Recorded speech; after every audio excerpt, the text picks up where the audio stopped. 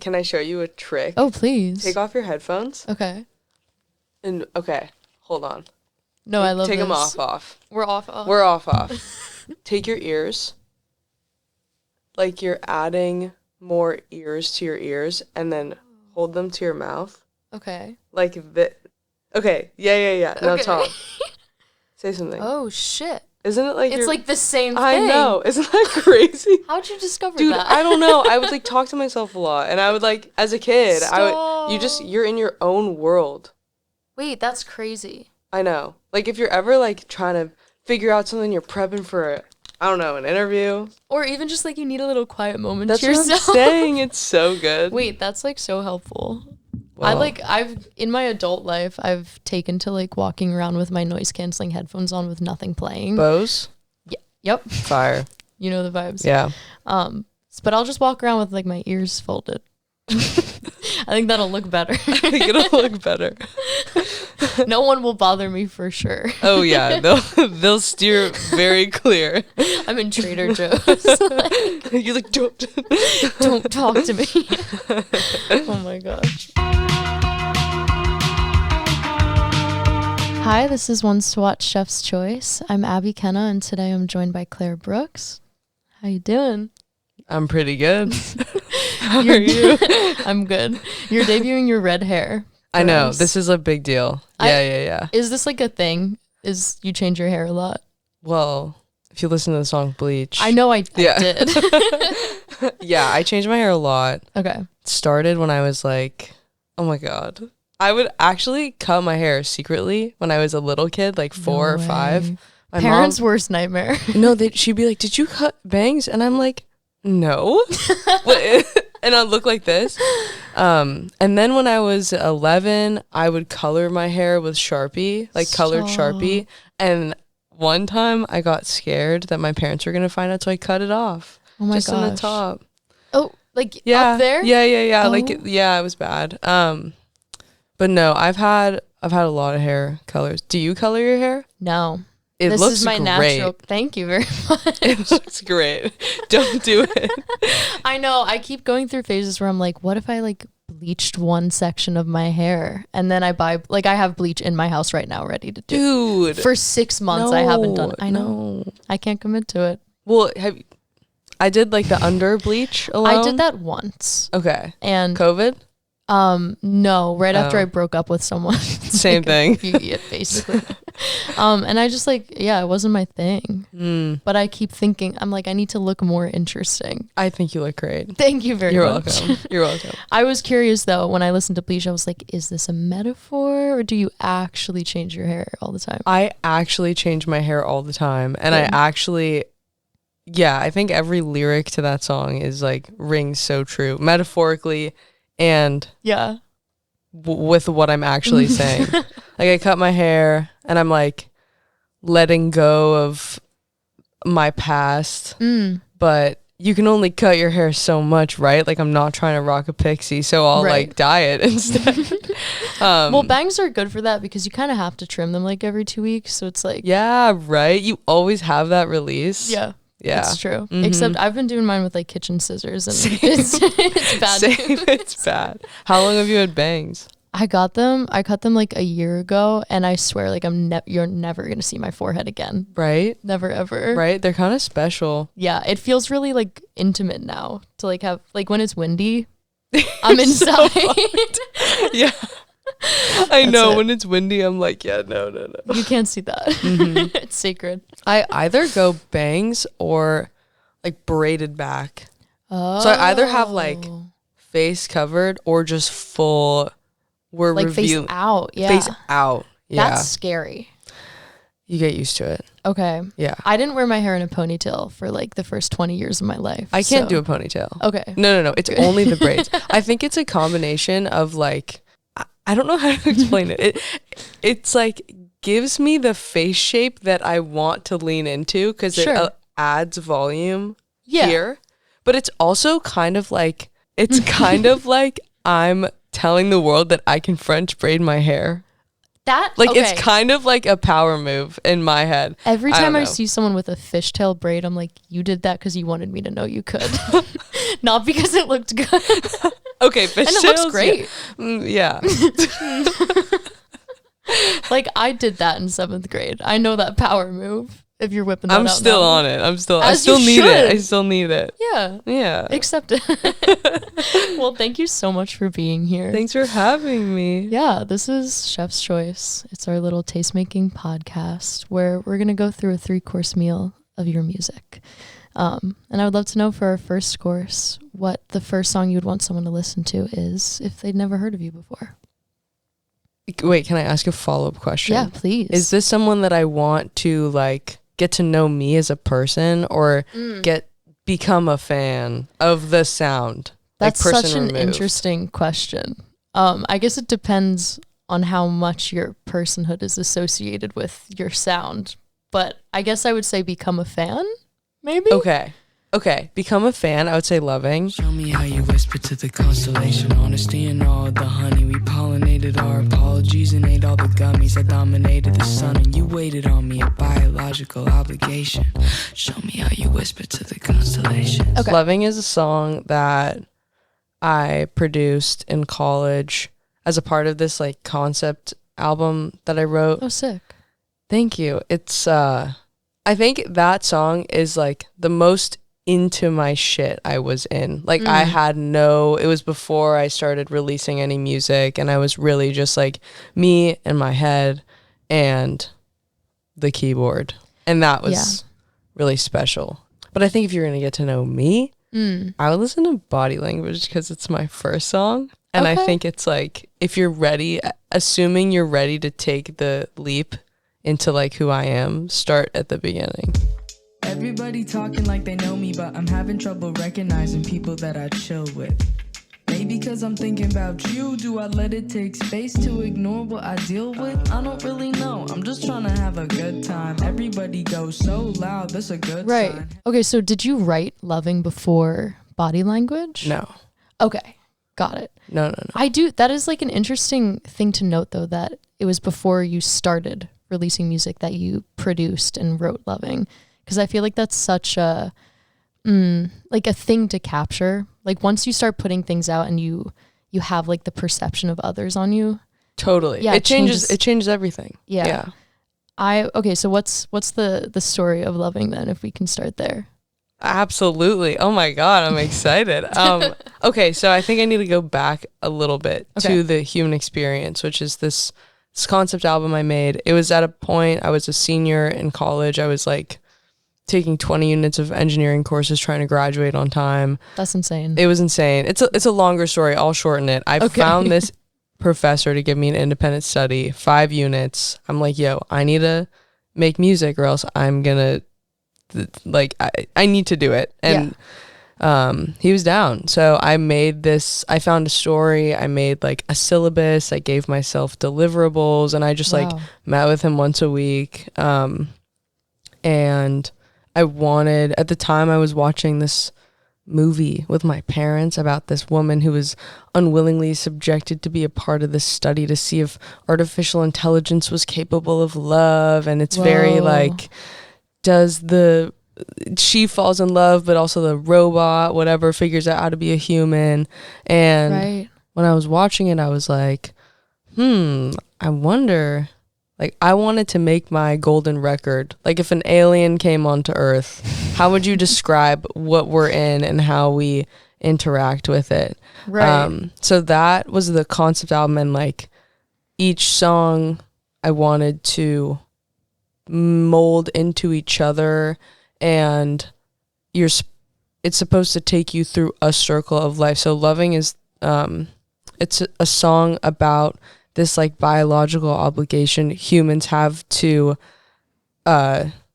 reproduce, procreate. Yeah. But it comes out in these like really interesting ways now that we're here in, this room with these like constructed walls, I guess. Right. But so because it was like but if you listen to the album sequentially, by the time you're at Loving, you're already born, you've already like breathed air, you've already experienced curiosity and now you're like into sex, right? So I was taking little pieces of all the other songs and like sampling them to make the instrumental of Loving.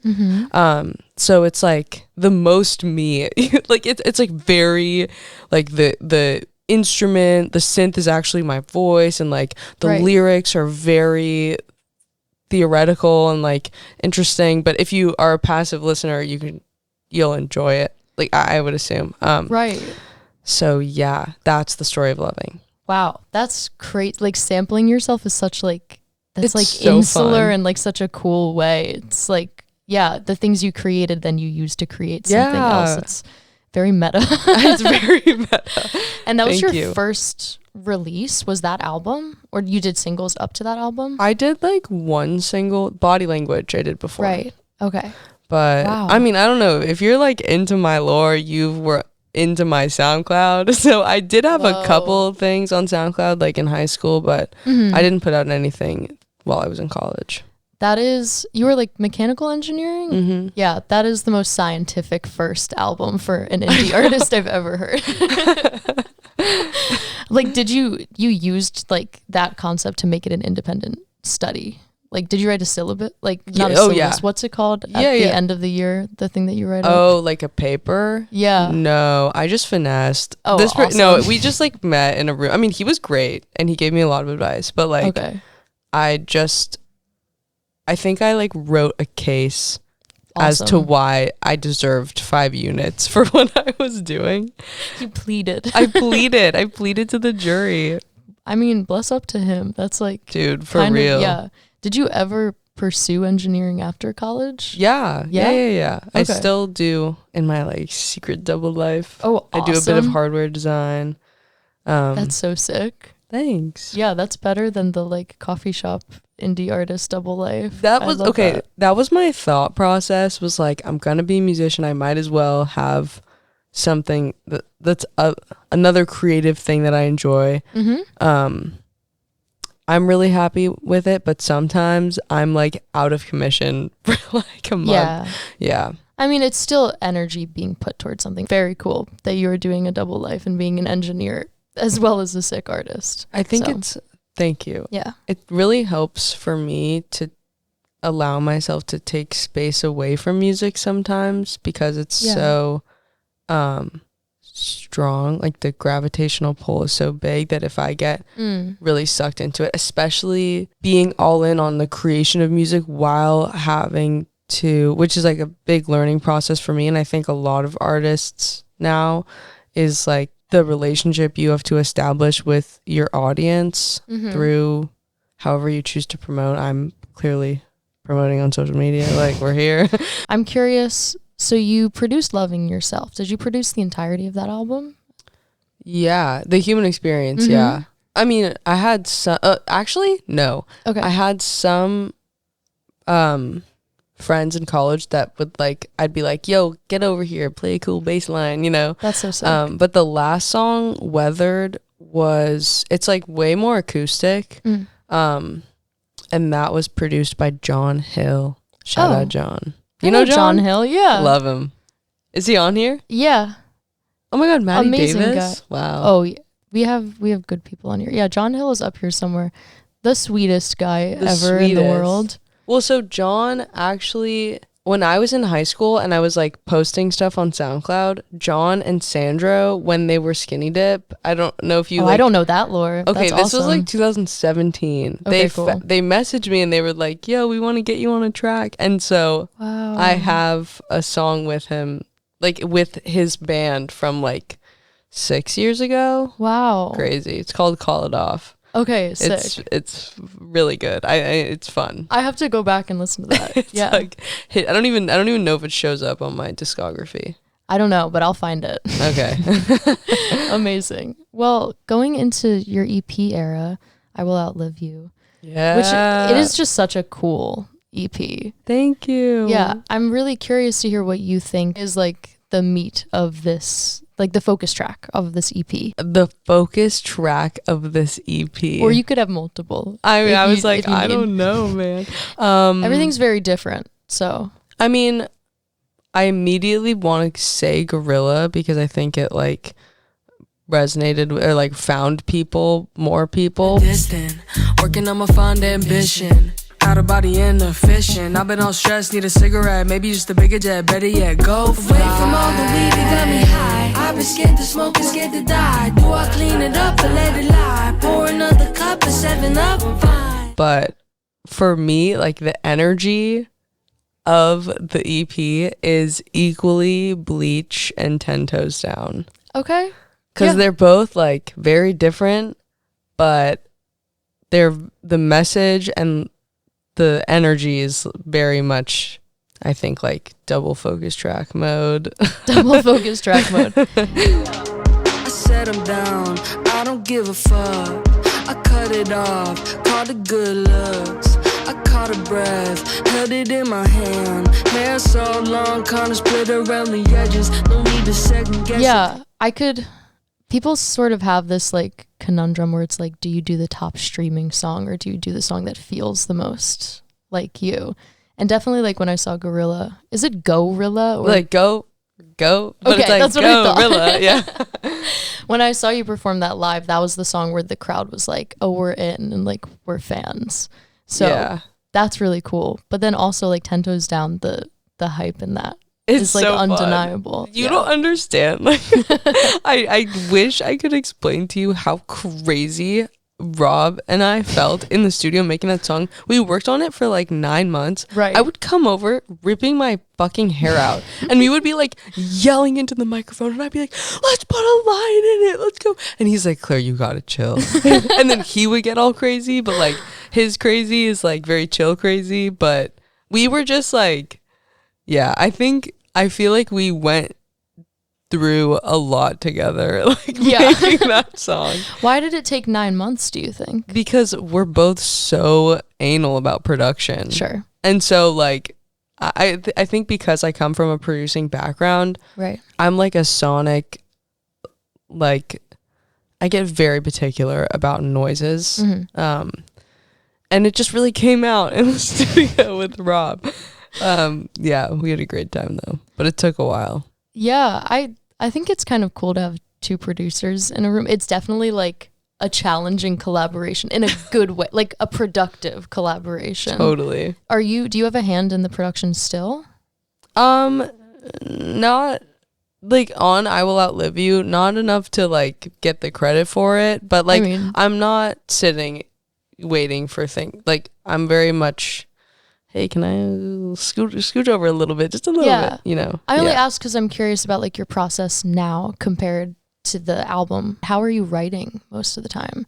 Is it like on guitar? Is it with samples in front of you? Is it while Rob is producing? Like, how does that look? Honestly, it's everything. Okay. I do, at the top of every year, I've done like a song a day. Wow. For just as long as I can. Usually it's like 20 days. But those are primarily on guitar. I started writing on guitar. Okay. But then I also started, like, I simultaneously started writing on guitar and, like, rapping over lo-fi beats. So, like, both are very natural for me. Mm-hmm. But I do write in the studio a lot, too. Yeah. It's interesting that you mentioned, like, the lo-fi beats versus the guitar because your music does sort of find, like, an intersection of those. Yeah. And this is like such a stale question, but your sound is very interesting, and I'm curious, like, what sort of influences led you to this like indie pop, alternative hip hop, like R&B space? I couldn't even tell you. Like I could tell you what I listened to growing up, but like I'm kind of shooting myself in the foot. But I don't really make music by genre. I try to like adhere to something when I'm like thinking of a project more, but I feel like I'm more of like a world builder when I'm into these projects. So like the genres fit into the sonic landscape that I've determined before, you know? Yeah. But influences, jazz. I sang a lot of jazz standards growing up. Right. And my parents spoon fed me like Norah Jones, Frank Sinatra, ZRV. Crazy. And then so good though. Yeah. Dude, so good. And And then just like weird SoundCloud future bass. I was really into dubstep when I was like 8. And then Mac Miller, Drake, Kanye, Kendrick. Where did you grow up again? Here. Oh, okay. Yeah, that makes sense. Then. To get into dubstep at 8 years old is like kind of awesome. What was the first song you had on your own iPod? I got a lot of my music taste from my mother, who's very into like pop punk. Whoa. So that it's been like a downhill slide from there. I would say the Anthem by Good Charlotte is like the first song that I remember like clocking. I don't even know that song. Crazy song. Wow. I can't say that it's good, but when I turn my car on, it is the first song nostalgic. that plays. Yeah. Oh my god, mine's the A-Team. Oh my god, if I have get rid of it. I know. If I have to hear that song again, dude. It's kind of a fire. Like if you go a long time without hearing it though and you listen.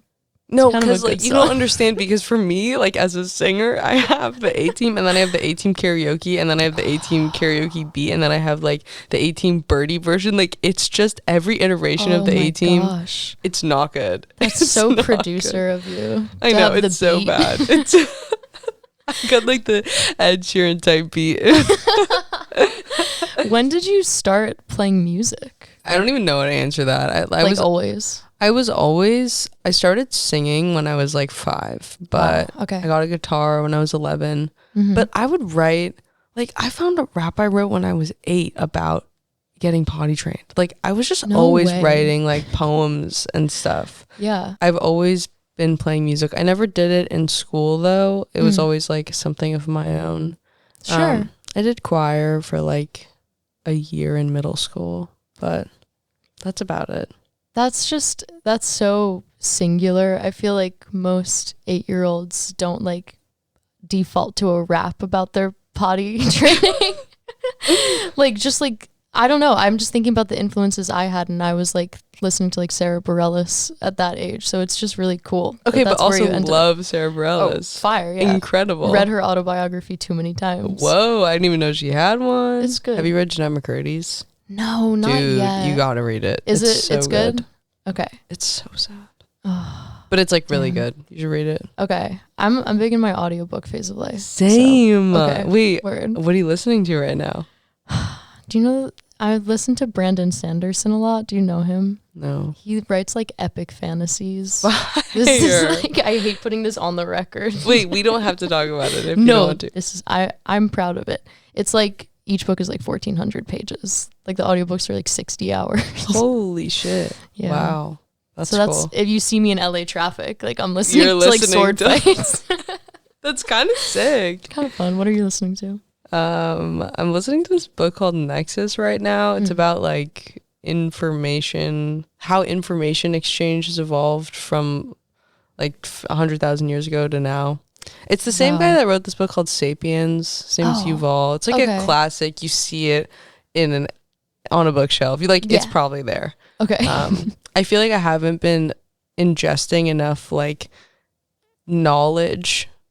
I've been listening to a lot of stories, and haven't been listening to or like reading enough knowledge for my liking. And so this felt like a good baby step into, because his books are very like, you know, does not sound like a baby step. No, to me. but it is. It's like it's not like it's not robotic. Yeah, it's not dense. Okay. He's very good at like explaining what he's trying to say. Yeah, for a 5th grader. So like that's where I need to be right now with my like knowledge brain. Well, we did like a little email interview, you and I. Yeah. So I don't want to make you talk too much about all of those things, but I am curious about the title of the EP as well and how that represents the project. And also I kind of want to know if you sought out to make a project when you were writing these songs, and like kind of what the through line is between grouping them. I did this like big rapid fire brainstorm where I was like just trying to think of all the titles that I think, and okay, hold on. Okay, the songs on the project all are saying very different things. So at first I was like, is the title going to be something that's reflective of Slowly Towards the Door and Hibernation? Is it going to be reflective of Bleaching Gorilla? Is it going to be reflective of 10 Toes Down and Pisces Fine? And I was like, I don't know. I was kind of thinking about who I am as an artist versus who I am as a person, and Right. just thinking of like what I want that to be ultimately. So I don't know. The titles, some of them were like sad, some of them were happy, some of them were inquisitive. And I feel like I Will Outlive You, it's the most blunt, it's the most like, it doesn't necessarily have an emotion attached to it. It's like a fact. And I feel like I'm very fact oriented. I'm very, very like analytical in my thinking. Yeah. But I'm also a little silly. And so saying I will outlive you to someone, it's like, what do you mean, dude? Like, Right. what do you mean you're going to like live longer? Are you like on nootropics that I don't know about? Like, what's the sentiment? And I think the question around it, like, it made me think when I heard it. And when I wrote it down, I was like, whoa, okay. But it really stuck with me. I think it's a cool title because when you apply it to each of the songs, it feels different. Yeah. Yeah. Like the first one, it's very much like we've broken up and like my memory's going to outlive you. And then by the time you get to like 10 Toes Down, it's like, fuck you guys. Like, yeah, I'm like, a legend. Yeah! Like, no, exactly. Exactly. I think it's really cool. And I was like combing through it. I was like, do you say I will outlive you at some point? I was like, nope. No, I don't. It. Which is honestly cooler, I think, than it just being like, I don't know, like the leading single. Yeah. Thanks. And going back, did you mean to write this EP to go together? No. Okay. I don't think so. I think that's always so cool to hear because it sounds so cohesive. Thank you. Yeah. This honestly, writing these songs and like working with other people, this has been a big discovery of my sound. Awesome. And so like, I'm very happy that you said it's cohesive. It because sounds I know like you meant it like in that order too. Like you wrote it like, oh, I wanted this intro song and that, and yeah. Well, actually, I had help from, I mean, this wouldn't be an EP without my manager. He's like fucking, yeah, for real. Awesome. The story, yeah, he really pushed me to find the pieces and like put them together. And because I had just been making like a ton of music this past year and like a little aimlessly, but also with like sonic intention, but less of like, oh yeah, this is going to be an album and this is going to be a 3-part, you know. And Josh was like, dude. So thank you. The story, I was sitting with my friend who's her name is Riley.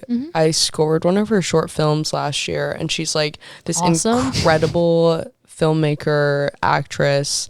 And I initially went to her to see if there was some sort of like using the songs. At the time it was only Slowly Towards the Door, Hibernation, Bleach, and Gorilla, using them as a score to something. And we were like thinking of this idea, and she totally was like, dude, there's a story in here.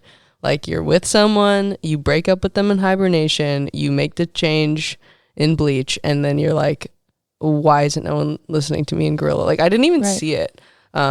So shouts to Riley.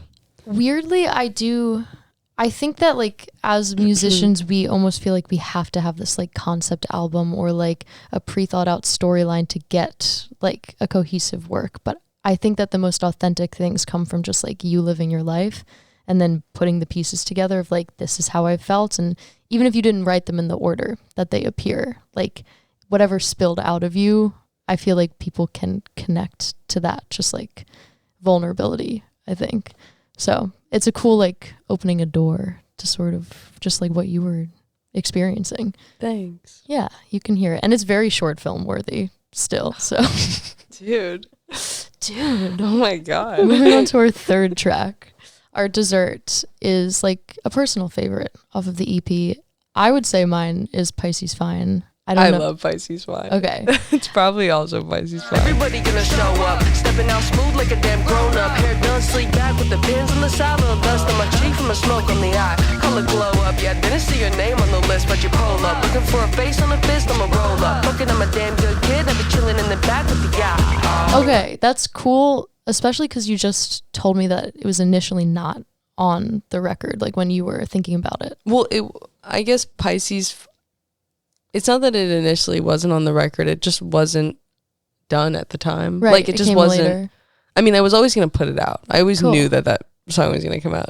Awesome. Speaking of, yeah, when Nick and I made that, it was like the second time I ever met him. Mm-hmm. And I was so scared of him because he's so talented. Right. And we were both like making the song and I'm looking at him like, dude, is this like a hit? Like, is this like as good as I think it is? And we were like, oh my God.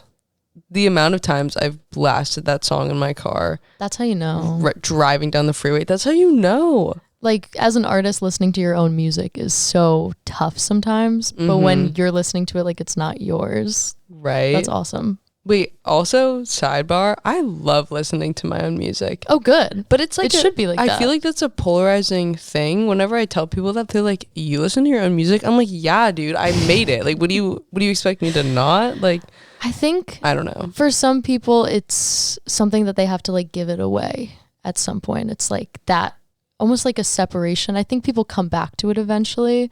I'm kind of with you where like if I made something that I love, like I'm listening to a voice memo in my car. Like no, dead ass. Like I made it because it didn't exist and I wanted it to. Yeah. So like why wouldn't I enjoy it? I do agree with the giving it away. I think once songs are out, I listen to music a ton before I put it out. Right. And then once it's out, like I can't listen. Yeah. Give me like a year. No maybe way. like 6 months. So you're not on your own Discover Spotify Wrapped. Oh, I definitely will be. I definitely will be. But as like the project, like passive listening to it, I don't know. It's still like I don't really listen to my old stuff. I get that. You grow past it at some point. Yeah. Cool though. Well, tell me about Pisces Fine, like the song itself and the story there as our last track. Pisces Fine, man. I wrote the second verse in college when I was a junior. And me and like two of my friends were trying to write a verse over this like really trappy beat that my friend made, and I don't really rap over trap or anything, so it was a little higher tempo than what I'm used to. I kind of exist in like the 80 to 95 BPM world. Pisces Fine is upbeat, and rapping that fast, I was like, I don't even know if I can do this. Like this is hard. But Nick really pushed me in a great way. Like he immediately, the song was faster, and there was a little voice in my head saying like, slow it down a little bit. But like we didn't do it. We just like kept it. Which I'm so happy about because the energy of it is there. It's like in the room with you. Yeah. I just wanted it to be like it just felt like the most fun. Like the instrumental was so fun, and I was like, I want this to feel so fun for everyone listening and for me. And like I was just thinking about quirky little things that you could have at a party. The first verse is a walkthrough of a party. Like I imagine you're like walking through, you see like I'm chilling in the back, but if you want a line, there's a girl Delilah, but like she's kind of sus, and there's like catering over there and whatever, and like let's lime there please. Like it's just very much like the fun, unapologetic, take me back to when nothing mattered era. You can see every scene that you're laying out, which is so cool. I had a podcast the other week and someone mentioned a TikTok they saw where it was like one of those like songwriting tips guys, and he said, don't tell me what happened, tell me how it made you feel. And we like very much disagreed with that strongly, because I feel like those little, hold up. Tell me how it made you feel. Yeah, don't tell me what happened, tell me how it made you feel. Like that was the songwriting tip. And we were like, no, I feel like I would feel more from being like Delilah's over there and like someone screaming that there's a lime. Like there's a reason we watch movies. It's because you show it. Yeah. And then like we feel the same thing through this. Yeah. Or you feel something different than what you feel felt. something. Yeah. Whatever it means to you. Yeah. Yeah. I think it's a really cool and like visual way to end the EP, and obviously like so upbeat and hype in like a different way than the other songs too. Yeah, thanks. Totally. If I ever get stuck writing, I always just try to picture like a room and then just write about the room. And then usually the emotion follows. Yeah. You're like, oh, like the gray chair with the tweed. Mm. You know, you're all I need. Like, I don't fucking know. But like, No, that's a great tip. yeah, I'm very much like, how do I paint the picture? Yeah. Awesome. Well, I have a couple Thanks. of closing questions. Okay. My first one is that if I Will Outlive You were a candle, what would it smell like? Oh, wool and clementine. Oh, that was immediate. Like, you know, a cabin. Yeah. Yeah. Yeah, I see that. Will and clementine. Cool. And then my second question is, what's your favorite sound right now that's not like music? Like a life sound. My friend Molly was wearing these boots the other day and they were like, that was a good sound. That's a great sound. That's so like familial too. Like Yeah, like boots on concrete. yeah. Yeah. I love that. Well, my very last question is, who are your ones to watch? Who are you listening to that I should also listen to? I mean, hold on. You can also Spotify on repeat it if you need to. Well, weirdly enough, I started listening to Mac DeMarco yesterday. Awesome. So like, does that count? Sure. And like Tyler. Yeah. Okay. Awesome. Sam Galatry. Mac DeMarco, Tyler the Creator, Sam Galatry. I feel like everybody finds Mac DeMarco at a different point in their life. Yeah. Everyone I knew, him. it was like in high school, and I just like didn't get it until recently. When did you find him? Like maybe like 2 years ago, like right when I was graduating college. I think I was like, oh, okay. Like watching him fade away is like an amazing song. Dude, Heart to Heart. Oh, I mean, yeah. I mean, So come good. on. He was the one that just put out like the huge album. Yeah. The huge like instrumental. Yeah, That and was, it's like, just 2 years ago? numbers. Yeah, just numbers. Yeah, not just, but No, but like everything blends. yeah, I haven't tackled that yet. Me neither. Eventually. I started yesterday, dude. Give me time. Give me time. Get on it. Well, thank you so much for being here. Thanks and for congrats having on the EP. me. Yeah. Thank you. Yay. Once again, this is One Swatch Chef's Choice. I'm Abby Kenna, and this is Claire Brooks. Listen to I Will Outlive You. I will outlive you out now.